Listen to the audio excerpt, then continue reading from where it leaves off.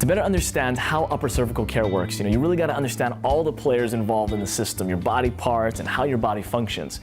We've got the top two bones at the top of your spine, the atlas and the axis. Your nerve system flows through those top two bones. And your nerve system is like the superhighway of communication throughout your entire body. And where is that communication coming from and going to? That's right, your brain. Sometimes patients really have a hard time grasping upper cervical because it makes too much sense. They ask me, could it really be that simple? And yeah, actually it is. It's as simple as stepping on a garden hose. Let's say, for example, you have a garden hose connected to the water spout, okay? Turn that garden hose on, water's flowing freely. Well, you come over, you put your foot on that garden hose. Now what's gonna happen to the water coming out the hose? Well, obviously it's gonna be diminished, possibly even cut off altogether.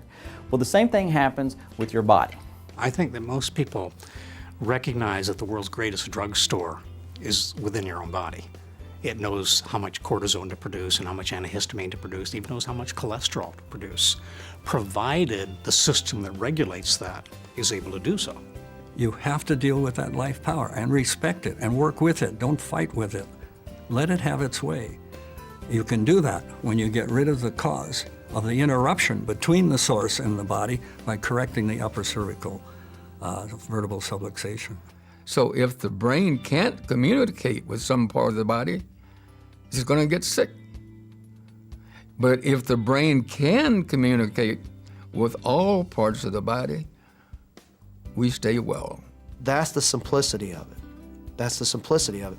And people can't, you can give them the garden hose analogy that there's a source for the water and you step on the hose and the water doesn't water the grass, and when you remove your foot from the hose, the water comes out and waters the grass and the grass grows. And it's too simple for them. It's just too simple. There's got to be something more to that. We've got to spray something on the grass. We've got to add something to the ground to make it grow. We've got to intervene in that. And the wonderful thing about the body and the complexity of it is that it's intelligent in itself. It's a self-healing organism. It just doesn't need any interference to its function. And all we do is correct that, and we can expect health.